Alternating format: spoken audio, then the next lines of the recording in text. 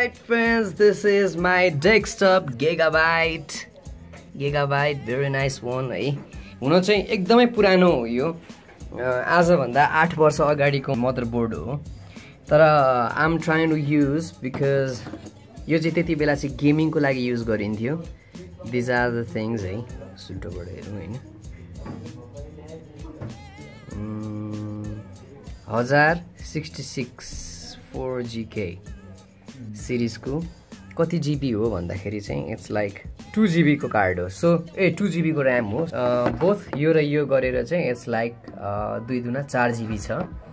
अनि आज म आफैले म ट्राई गर्दैछु बनाउनको निम्ति हैन। सो यसमा फ्यु अपग्रेड्सहरु जान्छ, म यसमा के अपग्रेड्सहरु गर्छु हैन।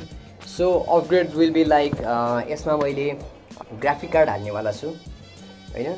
यो ग्राफिक कार्ड चाहिँ एकदम मदरबोर्ड भन्दा चाहिँ अलिकति राम्रो नै ग्राफिक कार्ड हुन्छ जस्तो लाग्छ मलाई, बिकज एक्सटर्नल ग्राफिक कार्ड राम्रै हुन्छ हैन। यो चाहिँ जम्मा 1GB को मात्रै 1GB को एनभिडिया ग्राफिक कार्ड हो, इनो 3D भन्ने हैन। 2013 मोडल रहेछ। यसमा चाहिँ HDMI आउटपुट छ, DVI छ, HDMI छ हैन, etc। सो किनभने मैले रेगुलरली मतलब म चलाउँदाखेरि दुईटा स्क्रिन चलाइरहेको हुन्छु हैन। एउटामा चाहिँ मेरो प्लगइन्सहरु राख्नलाई, एउटामा चाहिँ मेन डक खोल्नको निम्ति हैन। सो दैट मलाई दुईटा मोनिटर युज गर्नलाई एउटा यसबाट जान्छ हैन। दुईटा मोनिटर कसरी चलाएको छ भन्दा यसबाट यसरी चलाइन्छ, if you don't know that. अब म यसलाई हाल्छु हैन, यो हाल्छु। अब यसमा चाहिँ मैले हार्ड ड्राइभ चाहिँ SSD हाल्ने विचार गरेको छु। र्याम यो स्लटमा जान्छ, र्याम। एन्ड देन यसको आफ्नै कतिवटा कुराहरू छन्, जस्तै यो चाहिँ D-Link को कार्ड हो, यो D-Link को हो। So this is like my baby is here, say hello to you too. Yes, and this is wifi card, यो पनि D-Link कै हो। यसले चाहिँ वाइफाई क्याच गर्ने काम गर्छ।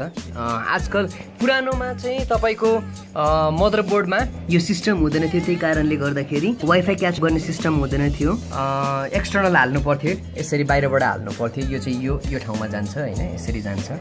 So this two things install हैन, ग्राफिक कार्ड यहाँ जान्छ। So 3 things attached. यसमा CPU हाल्नुपर्छ, यो ठाउँमा CPU लाग्छ फ्रेन्ड्स।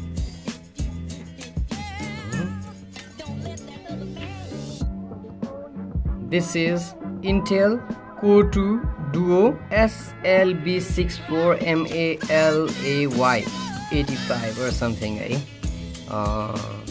यो चाहिँ पिनलेस भन्छ यस्तोलाई चाहिँ। एउटा चाहिँ पिनवाला हुन्छ अनि त्यो गएर त्यहाँ अड्किन्छ हैन, यो चाहिँ अड्किँदैन।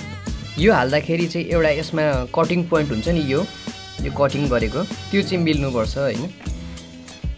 टक्क यसरी गर्यो, त्यसपछि यो अट्याच गरेर यसरी गरेर ओके ल, यो पनि अट्याच भयो हाम्रो। अब यसलाई चाहिँ मैले यहाँ पुसेर पछि ग्लु हाल्नुपर्छ, फ्यान हाल्नुपर्छ यसको माथि। And these are the cooling things I guess. CPU लाई कुल गर्ने काम गर्छ होला। हुन चाहिँ कुलर यहाँ हुन्छ, तर मलाई चाहिँ थाहा रहेछ है वाट इज दिस। तर हेर्दाखेरि पाइपहरू पनि छ। सो यसमा कुलिङ सिस्टम बक्स जस्तो लाग्छ मलाई हैन। सो लुक्स भेरी गुड, किनभने यो ब्लू देखिन्छ है, अल्ट्रा ड्युरेबल छ, गिगाबाइट छ हैन। यो ब्लू कलरमा, dark navy blue, and that is my favourite colour friends हैन, if you don't know. SSD drive is very fast drive हैन। अब यो पुरानो कम्प्युटर भएको कारणले यसमा SSD हाल्नु अति नै आवश्यक छ, किनकि 5400 RPM वाला हार्ड ड्राइभले हुँदैन यसलाई हैन। So I'll show you how to install RAM now. So these are the things. अनि अर्को याद गर्नुपर्ने कुरा चाहिँ यो ग्याप छ नि बिचमा पाल, यो पाल चाहिँ यहाँनिरको पालसँग मिल्नुपर्छ friends. So this is perfect size. Look at this.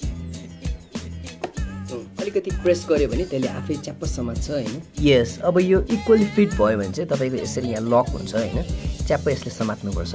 So now the hard drive is arriving.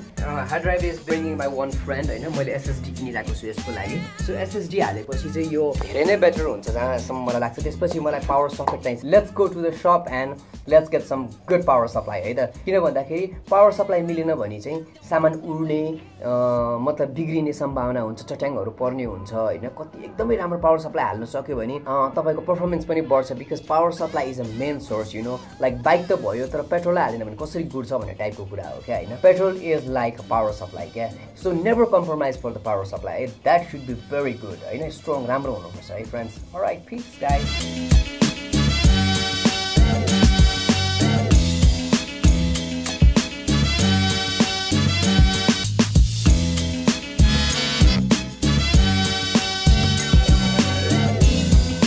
Alright friends, almost सबै चिज रेडी भइसक्यो. मैले आज हार्ड ड्राइभ पनि जोडेँ.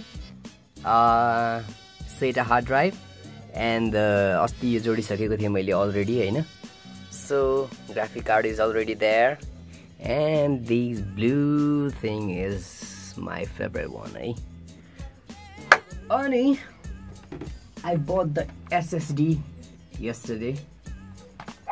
Samsung को SSD. So this is like a very fast hard drive हैन. अहिले SSD चाहिँ हार्ड ड्राइभ भन्दा धेरै नै फास्ट हुन्छ. सो मसँग हार्ड ड्राइभले गर्दाखेरि एकदम प्रब्लम भइरहेको थियो. So I thought like I have to change this भनेर हैन.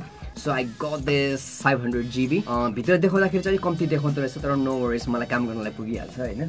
So this is my upgrade. Now I am making that old computer हैन. म त्यसलाई चाहिँ यहाँ रिकर्डिङ गर्नेमा युज गर्छु. मेरो अडियो मात्रै रिकर्ड गर्नलाई मलाई I don't need that powerful computer.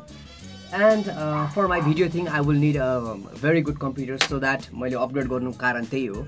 So hope you guys enjoy this whole vlog because I have to set up one more thing like it's power supply फ्यानहरू हाल्नुपर्ने बाँकी छ.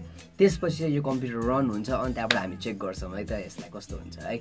So stay tune for that guys. Alright, thank you. Alright, finally यस्तो देखिएको छ. तर अब यसमा मैले ब्लू LED लाइटहरू यहाँनिर बाल्ने विचार गरेको छु हैन. I'm pretty sure that this computer will look so good है. अब हार्ड ड्राइभ भयो, यो CD रोम भयो. अब एकचोटि मैले यसलाई अन गर्नुपर्छ. अन गर्नको निम्ति चाहिँ मलाई एउटा टेक्निक सिकाएको थियो. यस्तो टेक्निक छ यसलाई. राइट गाइज, मैले स्टार्ट गरेँ. Finally I turn on the computer. ओ यसमा पनि आयो अलिकति झिलिक्क देखायो है. ओ गिगाबाइट ए तर अति ओल्ड लाग्दिरहेको क्या. Oh I am the happiest one. Boot from city भन्यो है. अब what should I do man. अब मैले बुट गर्नुपर्ने भयो. Anyway finally I did it man. Now I have to एक दुईवटा कुरा मैले मिलाउनु पर्ने छ. अब यो हार्ड ड्राइभमा चाहिँ अलरेडी ओएस छ हैन, अपरेटिङ सिस्टम छ. अब त्यसलाई फर्मेट गरेर अनि मात्रै म म्यानुअली जानुपर्ने हुन्छ यसको लागि चाहिँ. अब चाहिँ म त्यो प्रोसेसमा लाग्छु. Then I'll catch you next time. Alright, have a pretty life, baby.